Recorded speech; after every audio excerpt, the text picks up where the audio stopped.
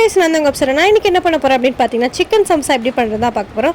அதுக்கு வந்து ஒரு பேனில் வந்து எண்ணெய் ஊற்றிக்கிட்டு நம்ம சின்னதாக கட் பண்ணி வச்சுருக்க ஆனியனையும் அதில் போட்டு நல்லா வதக்கி எடுத்துக்கோங்க. கொஞ்சம் நல்லா வெந்ததுக்கப்புறமா தேவையான அளவு இஞ்சி பூண்டு போட்டு பேஸ்ட்டு போட்டு அதையுமே நல்லா வதக்கி எடுத்துக்கோங்க.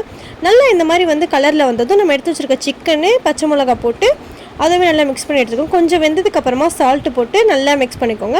மிக்ஸ் பண்ணிவிட்டு நம்ம வச்சுருக்க மஞ்சத்தூள், மிளகாத்தூள், சிக்கன் பொடி போட்டு நல்லா மிக்ஸ் பண்ணி சிக்கன்லாம் நல்லா வெந்ததுக்கப்புறமா லாஸ்ட்டாக வந்து நம்ம எடுத்து வச்சுருக்க கொத்தமல்லியை மேலே தூவி ஸ்டவ் ஆஃப் பண்ணிவிடுங்க.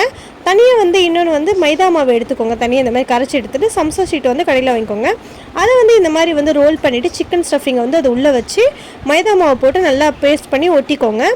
எல்லா சம்சாலையும் வந்து ஸ்டஃபிங் வச்சு எல்லாமே ஃபில் பண்ணி ரெடியாக எடுத்து வச்சுக்கோங்க. எண்ணெய் நல்லா ஹீட் ஆனதுக்கப்புறமா எடுத்து வச்சுருக்க சம்சாலாம் போட்டு அதில் ஃப்ரை பண்ணி எடுத்துக்கோங்க.